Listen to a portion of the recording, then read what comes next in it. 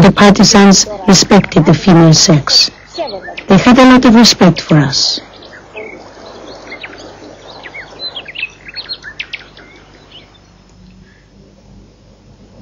In April 1944, Greek troops in the British Army in Egypt mutinied in support of this provisional government.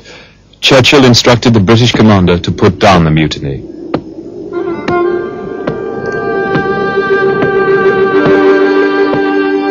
After 10 days without water, the Greeks surrendered, and the British sent 8,000 of them off to prison camps in Sudan, Egypt, and Libya. The British then hastily arranged a conference in Lebanon, at which they hoped to set up a national government acceptable to Eyam Elas. The conference was a success. The British nominated the Liberal politician George Papandreou to be Prime Minister, and the delegation from the Provisional Government in the mountains agreed to a coalition government under him, in which they would have 6 out of 24 seats. The British were very optimistic, but in Greece the news was greeted with dismay by the Elas partisans, who now controlled 4/5 of their country. Υπέραν στο Λίβανο, αναγνωρίζοντας τα κόμματα τα οποία δεν διέθεταν παρά μονάχα μια, πώς να το πούμε, παλιά. Our delegation signed the Lebanon Agreement, which gave authority to their own political parties when they had no power in Greece at all. Να συμμετάσχουν με 6 υπουργούς. By then, Eyam was the most powerful political force. And yet, the delegation agreed to participate in a government where they only had 6 out of 24 seats. That was the first step in the downfall of our movement.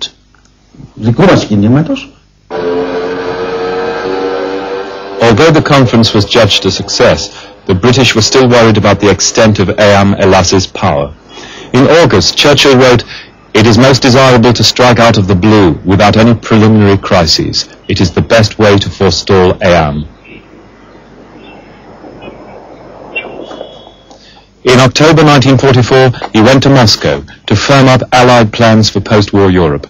With Stalin, he made what became known as the Percentage Agreement, giving Britain 90% influence in Greece in exchange for the Soviet Union having 90% influence in Romania. In good humor, Churchill told Stalin, "It's a pity God did not seek our opinion when he built the world." To which Stalin replied, "This was God's first mistake." In Greece, as liberation approached, tension mounted between Elas and the British. One bone of contention was the British attitude to Greek collaborators who had worked with German security forces. Our attitude was, and we met them before the Germans left, to say if they did not surrender their arms and surrender themselves, they would be arrested and tried as collaborators. We did our best to get them to surrender. Και αρχίζοντας τις διαπραγματεύσεις, εμείς πιέζαμε τους... When we started the negotiations, we were putting pressure on the Halagas and the others who could see that there was no way out of surrendering their arms.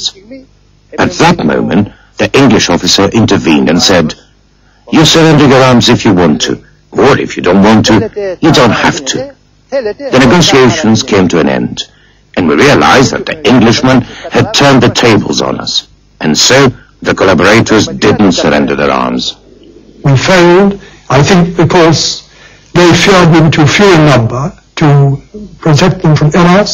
Elas would have allowed us to take their surrender if they, Elas, had taken their arms.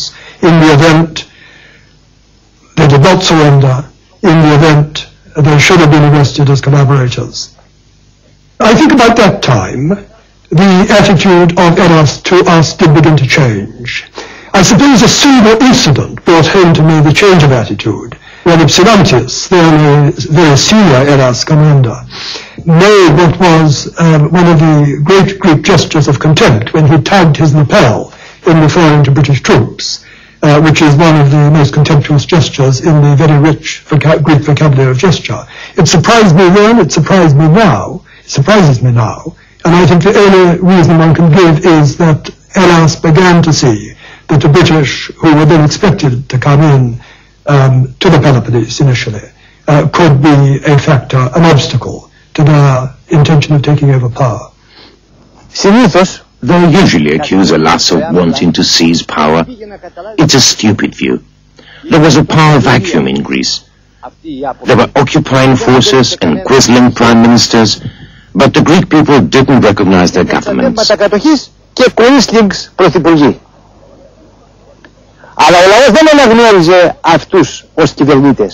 The people were creating their own popular power in their own right through the resistance. Eam didn't try to take power. Eam had power. I have no doubt at all that they could have occupied Athens at the time when the Germans left, and they could have made it very difficult for Allied forces to return to Greece without having to face an opposed landing.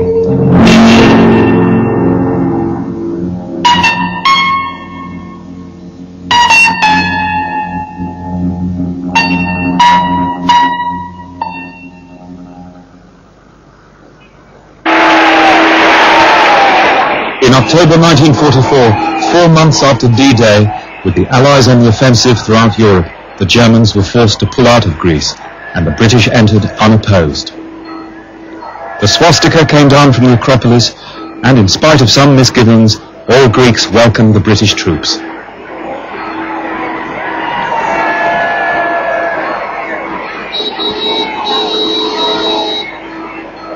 When we got to Athens itself, although we hadn't actually seen a German, we were treated as though we were conquering heroes. And across the roads there were banners saying "Hip hip the British troops." There were posters and streamers from the trees. The walls were all marked with welcoming signs. And as we walked along the streets we were cheered, we were hugged, sometimes we were kissed. People came up and gave us flowers. Ήτανε μέρες ενθουσιασμού, χαράς. These were days of enthusiasm and joy. Και όταν we poured onto the streets and when we saw the English for the first time on the tanks, in the vehicles, ήτανε τέτοια. Our joy was such that I remember feeling that they were my brothers, my friends, liberators. I trusted them. I remember we danced together. I don't know whether we were dancing English or Greek dances, but we were dancing and kissing.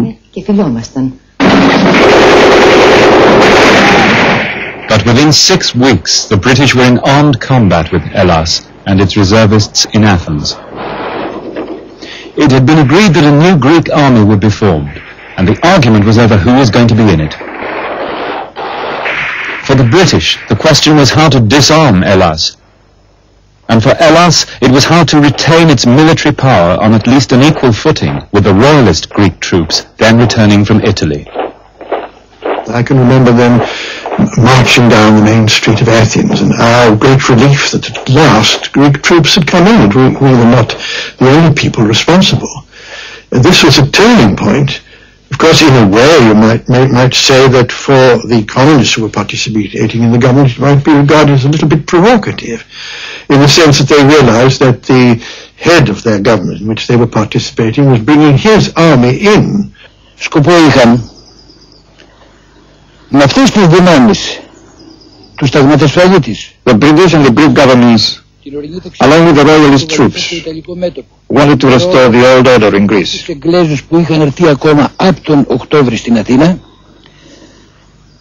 να επαναφέρουν στην Ελλάδα την παλιά τάξη πραγμάτων, να ξαναθρονέσουν τον βασιλιά ξανά στην εξουσία. They wanted the king back on his throne because he was the best guarantee of British interest in Greece, political, economic and strategic. Των οικονομικών και των στρατηγικών των Εγγλέζων στην Ελλάδα.